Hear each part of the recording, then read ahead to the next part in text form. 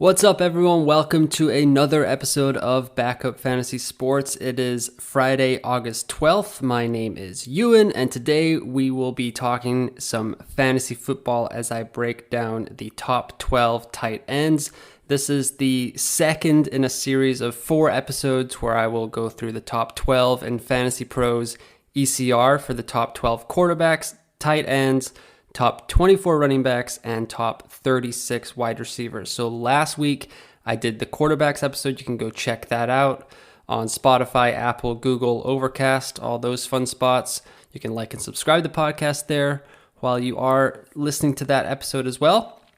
And today I will do tight ends. You can follow me on Twitter at UN or you out. That's EUAN or you out. So what am I doing here? Kind of just said it, but going to fantasypros.com, looking at their ECR, their expert consensus rankings, and kind of going through the top 12, at least for tight ends and quarterbacks, and saying what can go right, what can go wrong for each player. Then I will give my favorite sleeper, breakout, bust, like every fantasy podcast does. And then I will say the most likely to drop out of the top 12, the most likely to get into the top 12. And then I will give my rankings at the end of the episode. So as of August 12th, 2022, this morning. So if you're listening to this a couple of weeks from now, the rankings may have changed. So hopefully not too much though, because that would mean some injuries have come into play.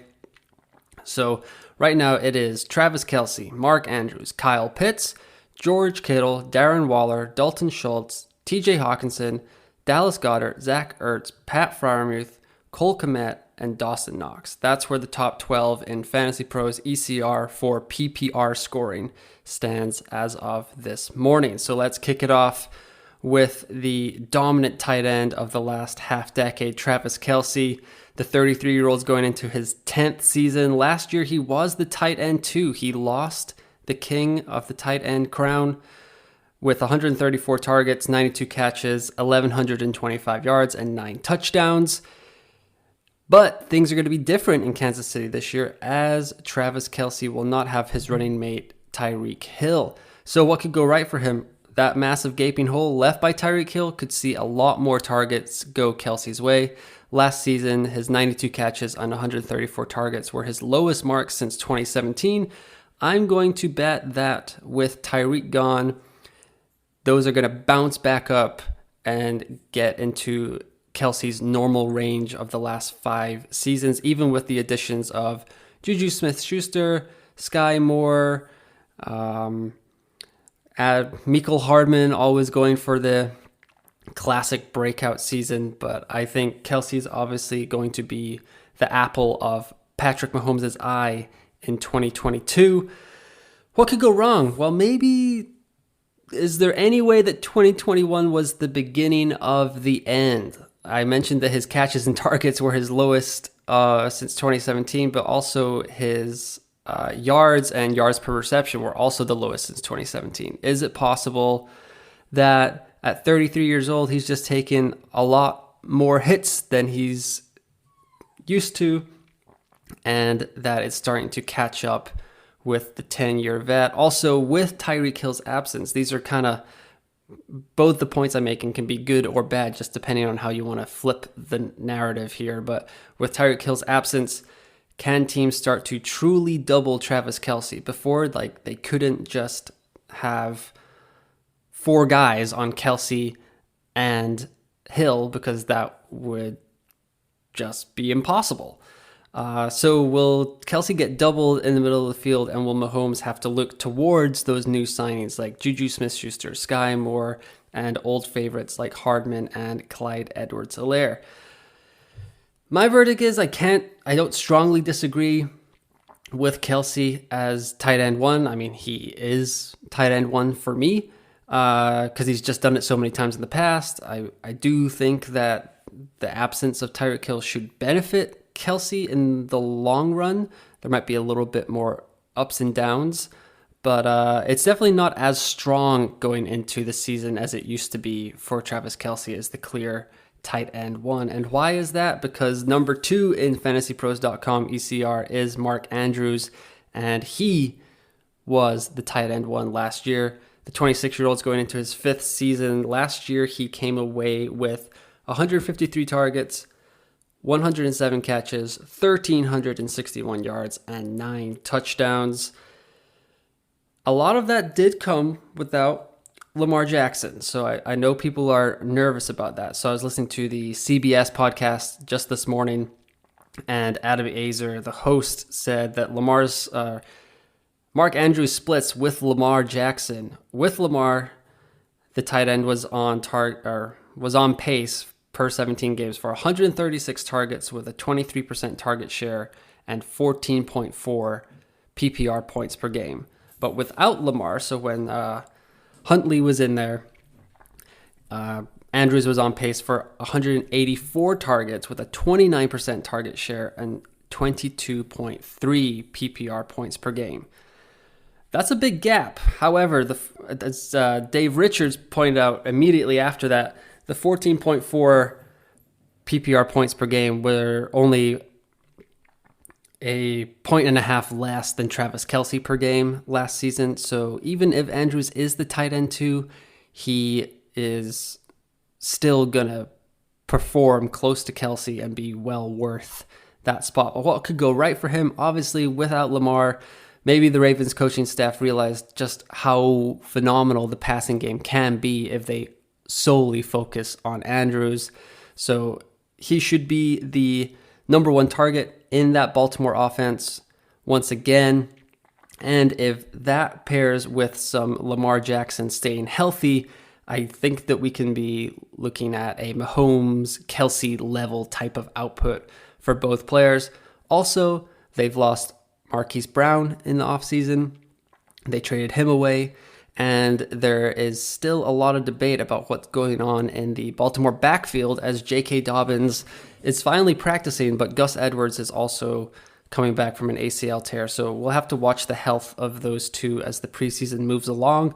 But could the Ravens have Mike Davis starting the season? That would be very interesting. What could go wrong for Mark Andrews, though, is there's a lot of hype around Rashad Bateman in the Baltimore offense this year.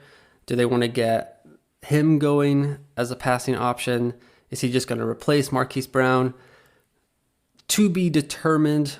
With Lamar, it's always going to be a little different in Baltimore. I think it's going to be a great offense. I have no doubts about that. If Lamar and Bateman and Andrews all stay healthy, and J.K. Dobbins, this is going to go back to the 2019, 2020 offense that we all fell in love with. But then if the running backs are healthy, that's another thing to take into consideration. Both J.K. Dobbins and Gus Edwards missed the whole 2021 season with their knee injuries. And also, just to top it off, Andrews comes in with the 25th hardest tight end strength of schedule per Fantasy Pros. But for me, I will happily take Andrews as my tight end 1.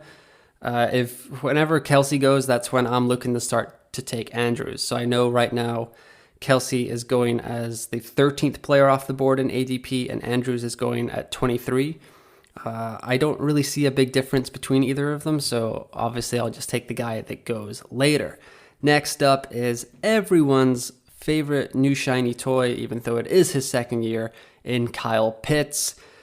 Second season for the 21-year-old. Last season, he was still the tight end 6. He didn't meet the lofty expectations of the preseason, obviously, as people were hoping he'd be the second coming. But 110 targets, 68 catches, over 1,000 yards, but only 1 touchdown. He did lead the position with 15.1 yards per reception. So very efficient there. What could go right for this second-year tight end in Atlanta? Well, he could score more than 1 touchdown. That would be a great start. Per Andrew Erickson on Fantasy Pros, every other pass catcher in the 2021 season with 1,000 yards caught at least 4 touchdowns.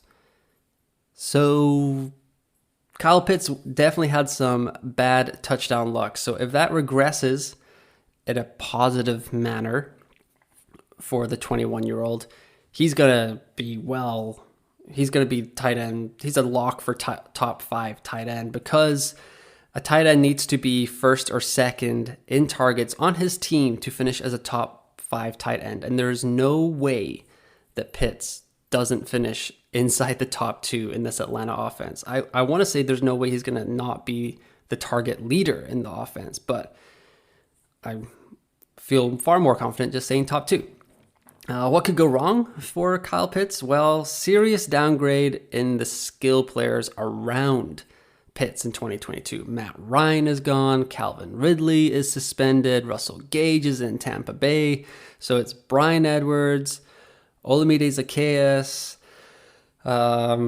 It's tough sledding in Atlanta right now. Will Marcus Mariota and Desmond Ridder be able to get Pitts the ball? I'm assuming they're going to target him consistently. Just actually getting the ball in his hands might be a little tough. If Pitts slips to the 4th round, I'm definitely interested in a 12-team league. But right now his ADP is in the middle of round 3, and I think that's only going to climb throughout the preseason. I'm sure we're going to get some highlight plays, and it's just going to shoot up. I wouldn't be surprised if Pitts and Andrews start to get closer together, because Mark Andrews has a little bit of like boring man vibes to him. I feel like people just like Mark Andrews, not as cool as Travis Kelce or Kyle Pitts or George Kittle.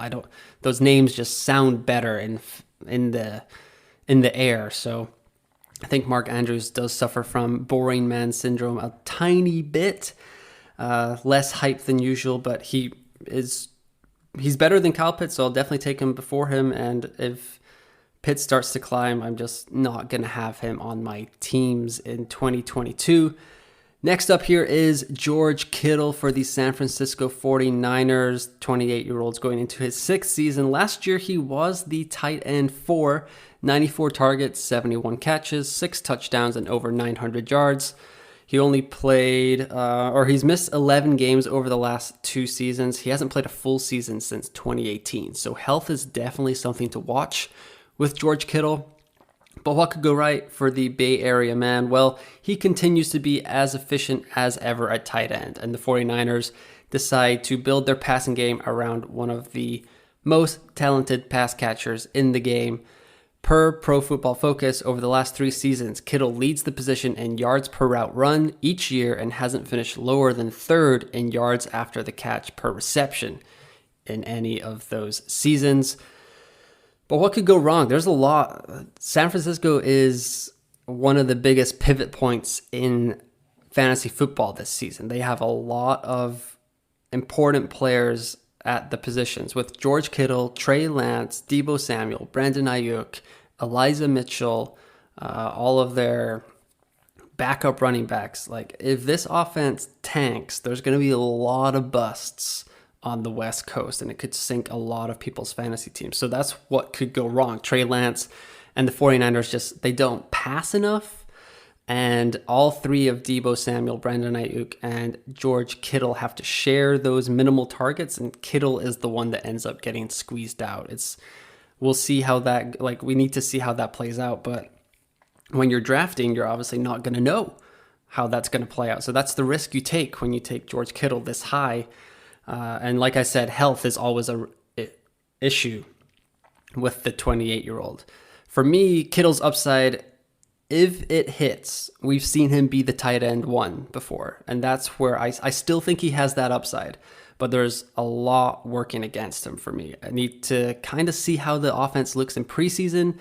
But if a gap starts to form, like if George Kittle stays where he is in ADP, and Kyle Pitts starts to rise, I'm happily going to be taking Kittle in the 4th round.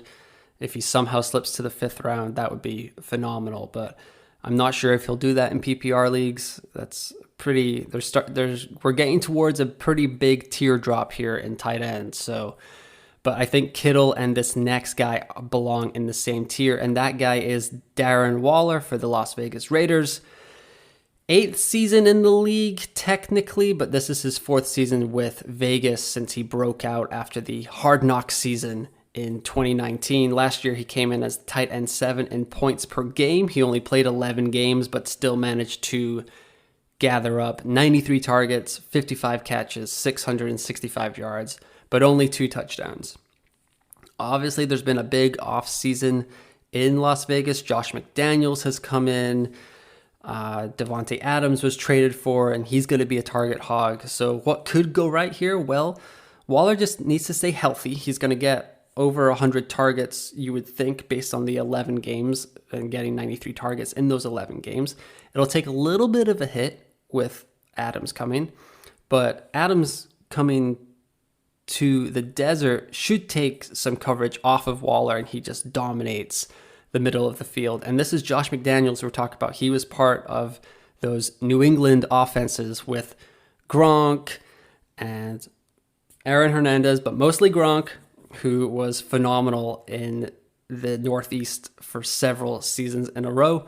But what could go wrong? The same thing. It's kind of, tight end is so tough because it's a lot of the reasons that could go right are also the reasons that it could go wrong, because Devontae Adams brings his target hogging ways to Las Vegas and really eats in to the amount of passes that Waller can see, because since 2016, the first year that Devontae Adams saw 100 plus targets in his career in Green Bay, only Jordy Nelson, who also saw in 2016 152 targets. So Jordy Nelson is the only teammate since 2016 to see more than 100 targets since Devontae Adams' sophomore season. And over the last 3 seasons, no teammate has seen more than 70 targets with Devontae Adams on their same team. Now, that might say more about Devontae Adams than it does for Darren Waller. I would expect Adams' targets to come down, Waller's to stay the same or go up, obviously. But when Adams is on the field, Aaron Rodgers was in love with him. I'm going to expect Derek Carr to feel the same way.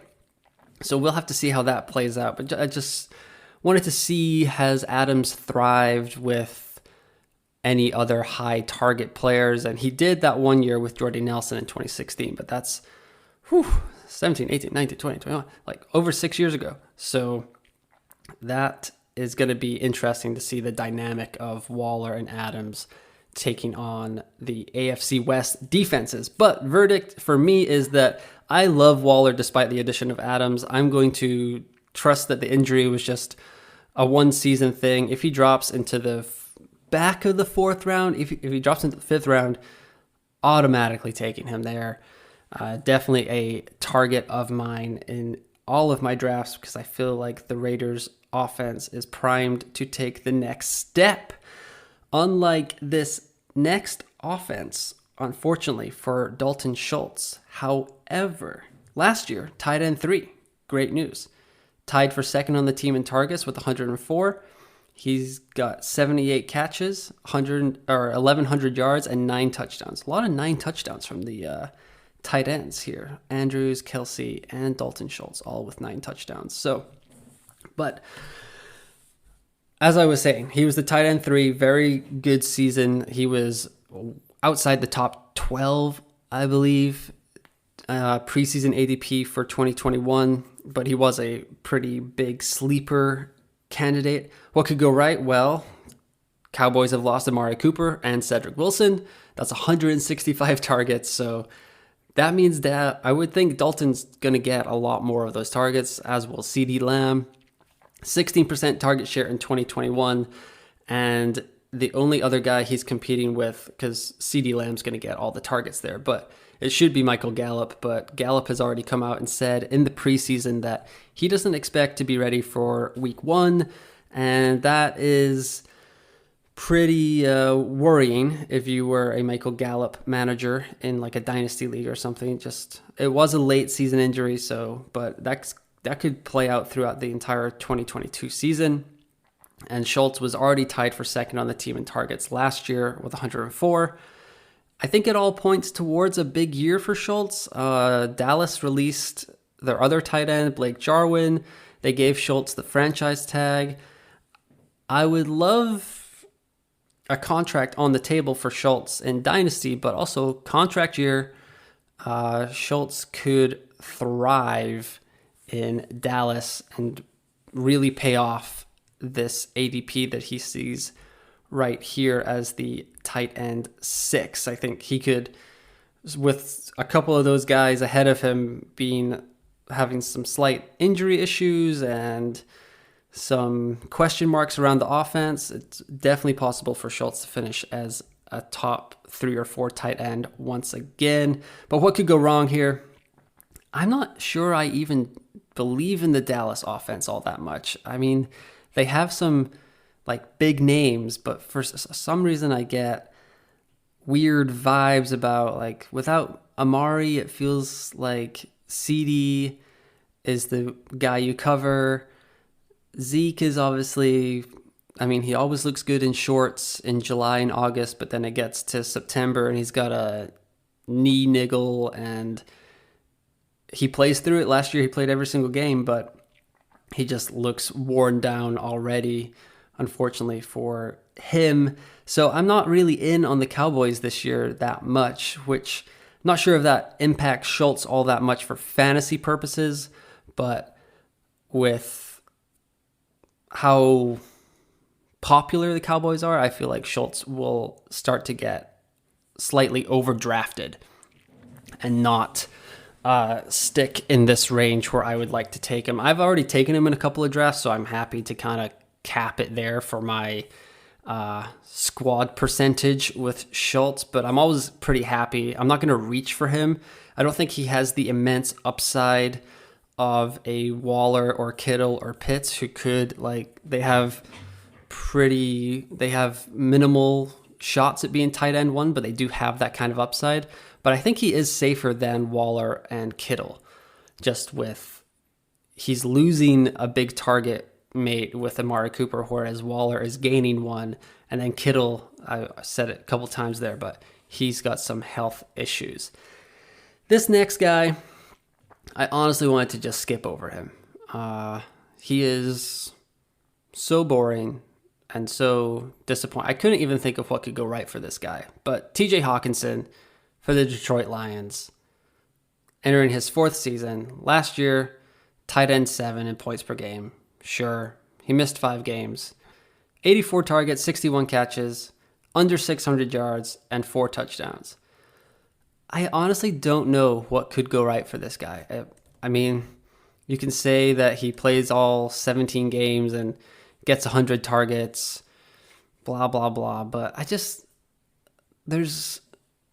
I'm done with being excited about TJ Hawkinson. I know it's only his 4th season. It feels like he's been in the league a lot longer than that. But yeah, it's just, there's nothing about him. Maybe this means that he's going to go underdrafted and will be a good value, but I'm just not interested. Like, in his NFL debut, he caught 6 of 9 targets for 131 yards.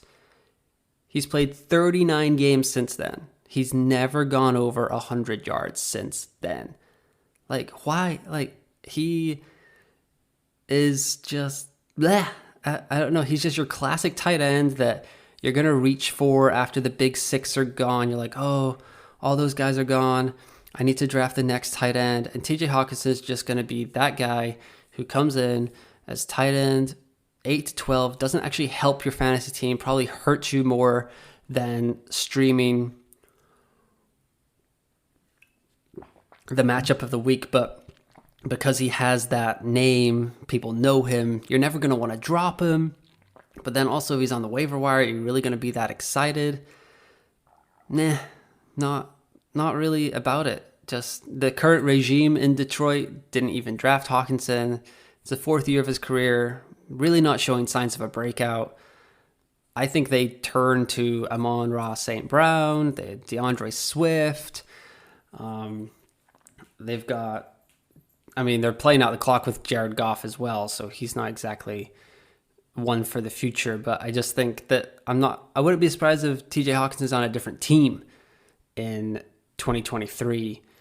I'm just not interested. If he goes for $1 in a salary cap draft, I would take him, obviously, if I just throw him out there and see what happens. But I don't think he has any upside at being a top 5 tight end. And he probably won't be on any of my teams in 2022. That might have not been a fair analysis of TJ Hawkinson, but I'm so uninterested in him. There's nothing about him that gets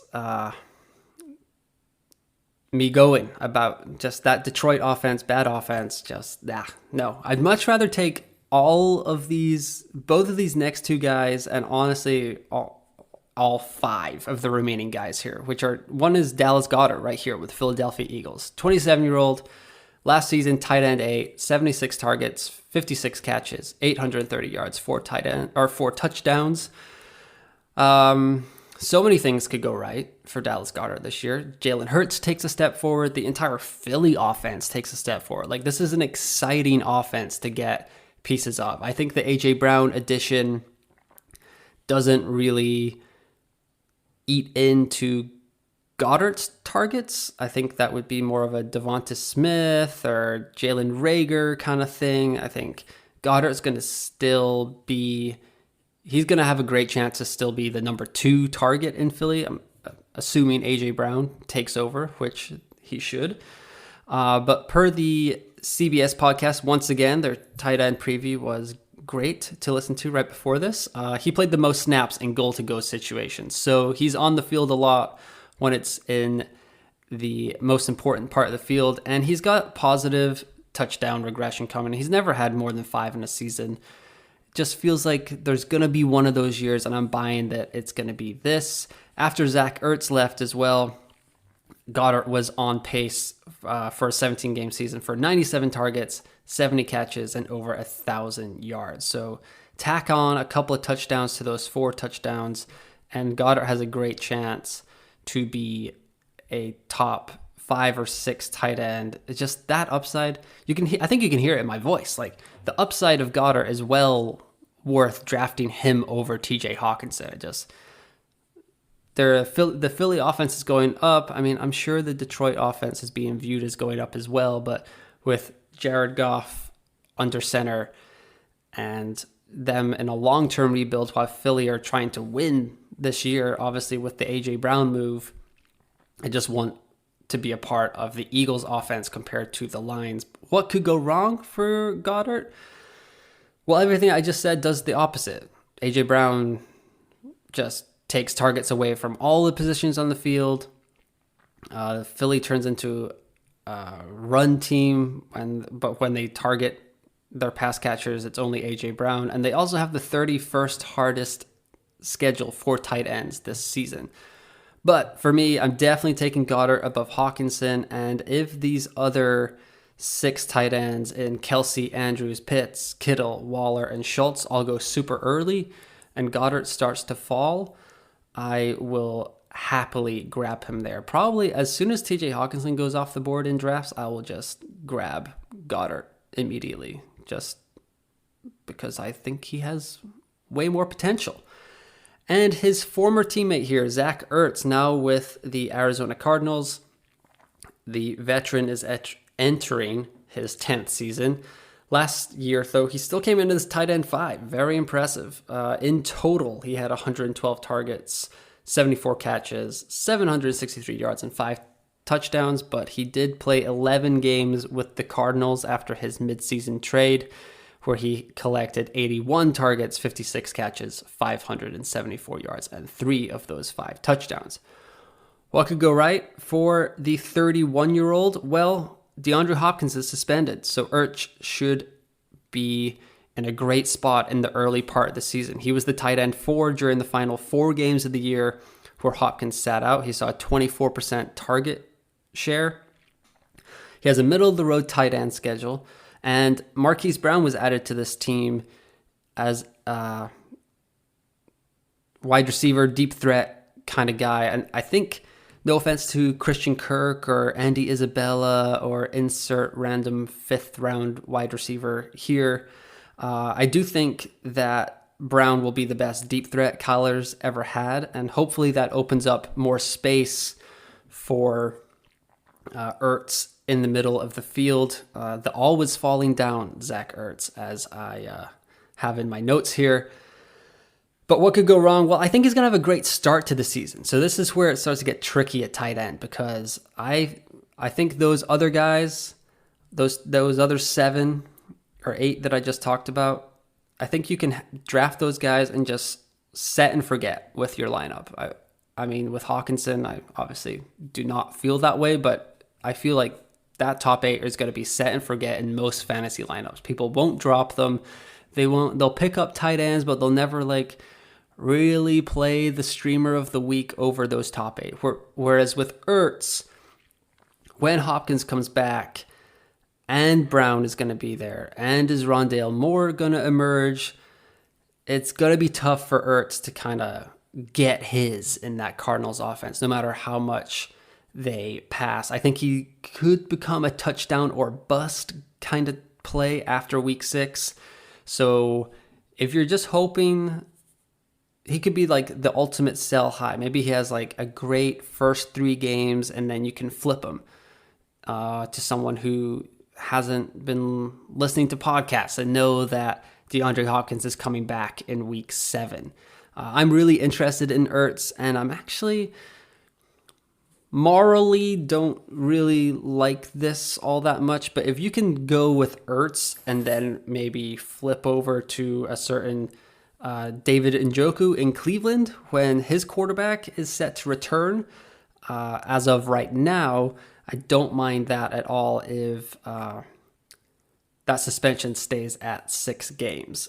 So it could be a viable strategy. In Fantasy Premier League, it's kind of, we do this where we rotate kind of bad defenders when they have a good matchup. You think they're going to get a clean sheet possibility, and they just have the schedule lines up. So that might be where you can go with Zach Ertz and David Njoku for the 2022 season. Now we're getting into the stretch your collar out, yikes portion of tight end. Pat Freiermuth comes in as the 10th quarterback in Fantasy Pros ECR, 23-year-old going into his 2nd season. Last year, despite 7 touchdowns, he still finished as the tight end 13, so that just shows you how few catches and targets he had. He was under 500 yards. So what could go right here? Eric Ebron is all the way gone, so he's gone for the entire year. So it's going to be the Pat Freiermuth show at tight end. Pat Freiermuth show kind of sounds like a 50s sitcom or just talk show. But what could go wrong for the second-year tight end? Well, so many things. He caught 7 touchdowns on 79 targets, had less than 500 yards. Kyle Pitts caught 1 touchdown with 110 targets and 1,000 yards. So you can see how random touchdowns can be. Like, unfortunately, targets and yards usually mean good things, but they can go the other way. Also in Pittsburgh, you've got Chase Claypool, Deontay Johnson, George Pickens, Najee Harris. They're all going to be ahead of Pat Freiermuth in the target pecking order. And also, no Big Ben this year. That's Mitch Trubisky and Kenny Pickett at quarterback, and Big Ben really targeted Freiermuth in the red zone last year where he flourished, and that's how he got the 7 touchdowns. So I would much rather grab a lottery ticket later in the draft. I'm not interested in Freiermuth at all, to be honest. I expect him to be on the waiver wire after like week 3 or 4 when people like if he starts the season without any touchdowns, I think people are just going to start dropping him. So there's no need to draft him. I'd rather go with an upside guy with a good early season schedule, or someone like Hunter Henry, who like still not really sure what's going on in New England with their pass catching. Irv Smith could be the 3rd best target in Minnesota, and he could be a red zone hog too. Gerald Everett, part of a high-flying offense for the LA Chargers. Love that. Higbee, the same thing with the Rams. And even Albert Okuwabunam, which I had to phonetically spell out, and I think I nailed it. It's kind of like when you spell Giannis Antetokounmpo right when you're writing about NBA. It's big thrill. So I would rather grab all of those guys over Freiermuth, who just seemed to depend on some touchdown luck to get where he was last year. Unlike this guy, Cole Kmet, the 11th tight end, he had 0 touchdown luck because he had 0 touchdowns. 93 targets, 60 catches, 612 yards, and he was the tight end 20. So let's just compare these last 2 guys here. Kmet had 14 more targets, the same number of catches. He had over 100 more yards, but Freiermuth had 7 touchdowns and Kmet had 0. So what could go right here? He scores a touchdown. That's a great start. Everyone's been touting Kmet for a couple of years now, but he had Jimmy Graham in his way. Jimmy Graham is still a free agent, so he is not in a Chicago Bears uniform right now during training camp. He has the easiest tight end schedule in the league in 2022, so that's pretty great for Kmet truthers. We can hope for a Justin Fields second-year breakout. He has a great chance to be the number 2 target in Chicago's offense, mostly because it's like Darnell Mooney and then a bunch of who's after that. I did a thread earlier, a Twitter thread earlier in the offseason about top 5 tight ends and how like some criteria and blah, blah, blah, blah. You can check that out on Twitter. And I found out that the top 5 tight end over the last 5 years has averaged at least 105 targets. So Kmet grabbed 93 last year. Allen Robinson's gone. He only needs to grab like 12 more to get to that 105 range. So I think he has a really good chance. This is why I would much rather draft him over Pat Freiermuth and maybe even TJ Hawkinson. He just has that chance to be a top 2 target in his team, whereas I think Hawkinson, he's going to finish behind Swift and St. Brown. DJ Chark is there too, so there's definitely a lot of options in Detroit. And whereas in Chicago, I'm not scared about Brian Pringle or Velus Jones or N'Keal Harry, but I think N'Keal Harry's just gone on the PUP list or the IR with some surgery. So not worried about any of the Bears pass catchers outside of Darnell Mooney. But what could go wrong? Just maybe this Bears offense isn't ready to make that leap that Kmet and Justin Fields can do in their second and third years. And Fields is just like scrambling for his life and he's throwing to the sidelines instead of towards Kmet. So it could just be a product of the Bears not being ready to produce a breakout tight end. The offense just isn't there yet. But everything else points up for Kmet. So I'm happily take him as a top 10 tight end, to be honest, in drafts. And the final guy here is Dawson Knox, aka Buffalo's Pat Freiermuth, because he was tight end 9 last year, 71 targets, 49 catches, 587 yards, and 9 touchdowns. 9. That's so like same as Mark Andrews, Travis Kelce, and Dalton Schultz. He's part of one of the best offenses in the league, so that's very good for Knox. The losses of Cole Beasley and Emmanuel Sanders kind of puts Dawson Knox and Gabriel Davis in a competition to see like who's the second most trusted pass catcher for Josh Allen behind Stephon Diggs. I would say that Gabe Davis is far more likely to break out than Dawson Knox, who caught 9 touchdowns last year. But if he continues to be that target monster in the red zone that Josh Allen seems to look for all the time, then this is still going to go well for the 25-year-old. O.J. Howard was signed. He could just be signed for depth, though. Camp reports are saying that Howard doesn't look all that explosive coming back from an Achilles injury. But what could go wrong? Well, the Bills did add some guys. They tried to add J.D. McKissick in free agency. They couldn't put that one away, so they drafted James Cook. They've added Jamison Crowder. The Gabriel Davis breakout could happen. The red zone success plummets back to normal. 9 touchdowns does not continue, and because he's got a 14% target rate. So if that doesn't increase, I just can't see how he's going to come away with 9 touchdowns. The Bills' offense is one of the best in the league, but I don't think it can keep Knox's luck up like it has in recent seasons. So just like Pat Freiermuth, I am kind of out on Dawson Knox. So that was the top 12 broken down. Hopefully gave some valid pros and cons there. So sleepers, breakout, and bust. My sleeper, I think you heard me talk glowingly about him. It is Dallas Goedert. I very much think that he can be a top 5 tight end. The breakout is Kyle Pitts, which is the most obvious breakout pick in the world, as he has tight end 1 upside. I still think even tight end 3 finish would be great for him. Just want to see that Atlanta offense take a step forward. I hope they get Marcus Mariota on the outs pretty quickly, because I think you need to see if Ridder and Pitts can be a foundational or a couple of foundational pieces for the Falcons moving forward. And in the bust here, it is Hawkinson, Freiermuth, and Knox. So not a fan of theirs at all. I'm sure you could probably hear that in my voice. But the most likely to fall out of the top 12 for me are Freiermuth and Knox, just seeing their touchdowns go down. Even though I'm not a fan of Hawkinson, I think he will just do just enough to be in the top 12, like 10, 11, 12 range. Like, just so blah. Yeah, whatever. But most likely to creep in is David Njoku, as long as that 6-game suspension stays the same. But if it gets extended, then Njoku would not be on the board. Hunter Henry has a chance to be the number 2 option in New England, because that's always unsettled business. Although Bill Belichick did say you shouldn't draft any Pats players for fantasy, I will just choose to not believe him and definitely give Hunter Henry a couple of looks in drafts this year, especially with training camp reports saying that Mac Jones looks very, very sharp to begin the preseason. And then my last likely to creep in is Gerald Everett, just being part of that Chargers offense with Mike Williams, Keenan Allen, Austin Eckler.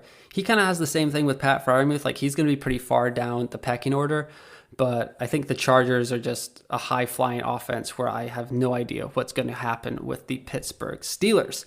So let's wrap this up. My top 12 tight ends for the 2022 fantasy football season are 1, Travis Kelce, 2, Mark Andrews, 3, Kyle Pitts, 4, Dallas Goedert, 5, Darren Waller, 6, Dalton Schultz, 7, George Kittle, gasp, 8, Zach Ertz, 9, TJ Hawkinson, 10, Cole Kmet, 11, Hunter Henry, and 12, reluctantly, is Dawson Knox, just being part of that Buffalo offense. Whew. So hopefully that was a good enough breakdown of the tight end position as we get into the preseason. Everyone is playing their first set of games this weekend. The Raiders and Jags will be playing their second, as they were part of a Hall of Fame game last week.